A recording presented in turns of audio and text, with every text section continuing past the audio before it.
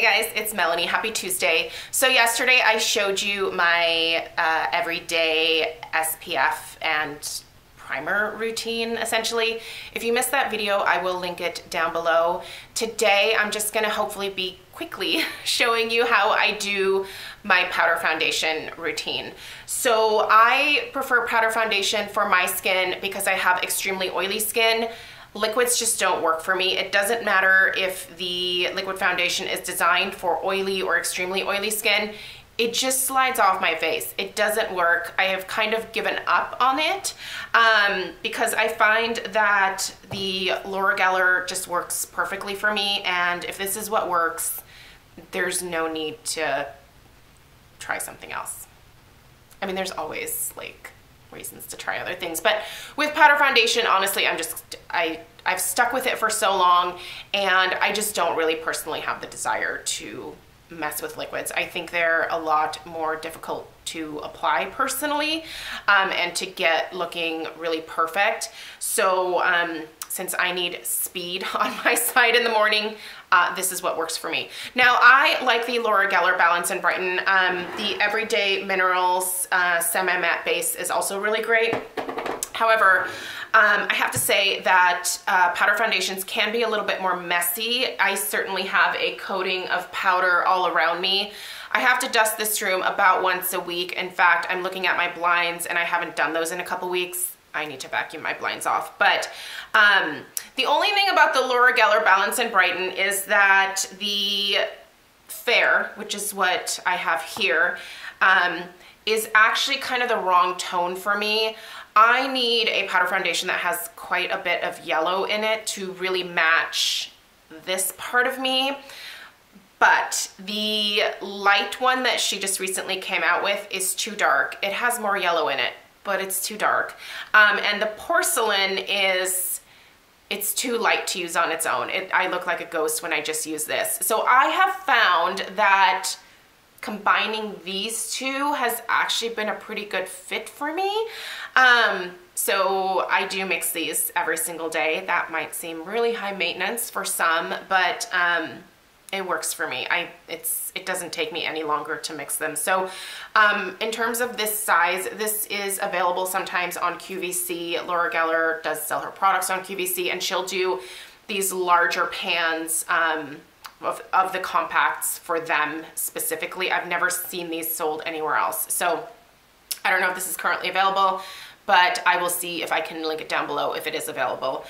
This size is always available on QVC, and I will link it at Ulta as well because you can buy Laura Geller products there. All right, today I am wanting a slightly lighter coverage, so I am gonna be using the bronzer powder brush from Milani, but my typical go-to is this.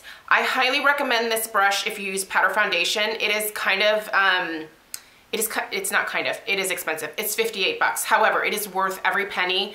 I love this brush. If you want much heavier coverage, this is a great one to get. It's the Cosmetics Heavenly Pores Bye Bye Pores Powder number 701 brush. I'll link this down below as well. It is worth every penny.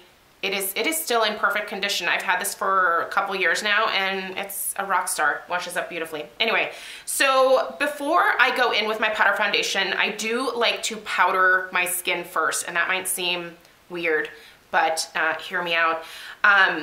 Today I'm gonna be using the Hourglass Veil Translucent Setting Powder. This is wonderful, by the way.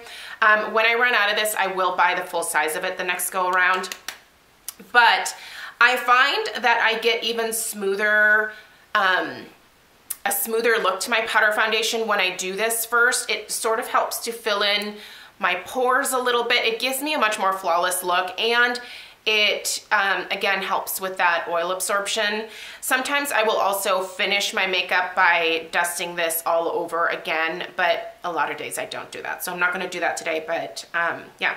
So for this particular powder, I do really like using a sponge to apply it, and you can also use a brush.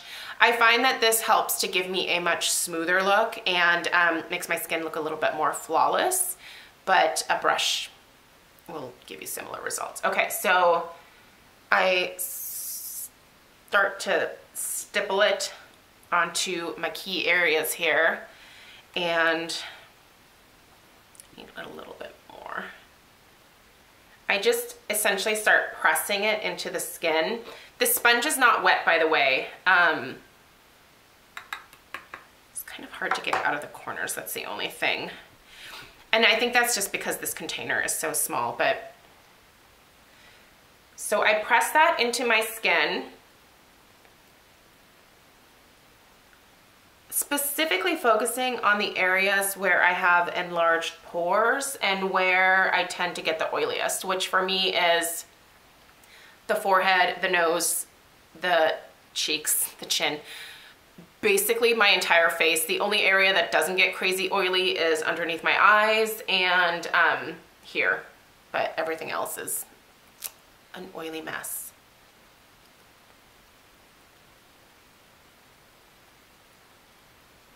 So just stipple that in.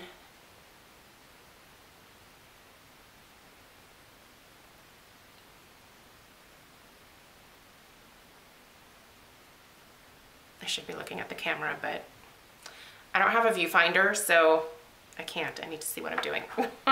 Okay, and then I take my brush and I start swirling between the two powders to essentially mix them together. Doesn't matter which one I start with, and I just start applying the powder foundation.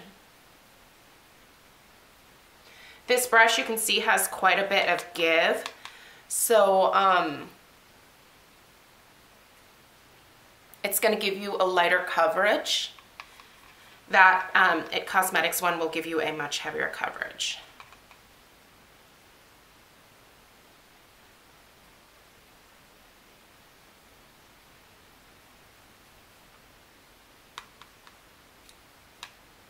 I do take my powder foundation right underneath my eyes and over my lid.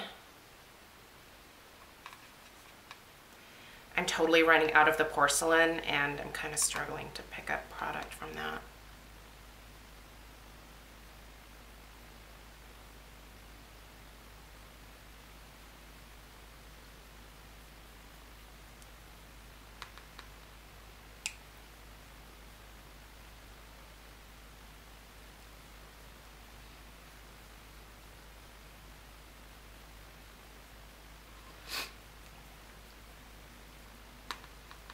Do bring your powder foundation down onto your neck so that it blends. You can see that this tone really isn't ideal for me. I wish that Laura Geller would come out with a fair that has much more of that yellow undertone to it. I would be the happiest little camper if she did that.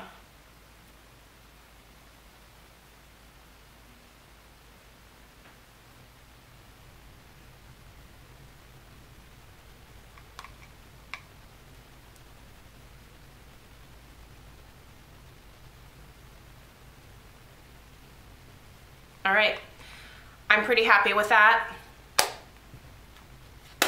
I could certainly apply it a little bit heavier and get a heavier coverage, but I'm fine with the way my skin looks right now, so I don't feel like I have to cover up a whole lot of stuff. If you are looking to get a little bit more coverage from your powder foundation, you can certainly wet this sponge and dry it a lot in a towel, like squeeze it out multiple times so that it's barely just damp. And then you can absolutely use it with your powder foundation, you know, just kind of like tap it in there and you can get additional coverage.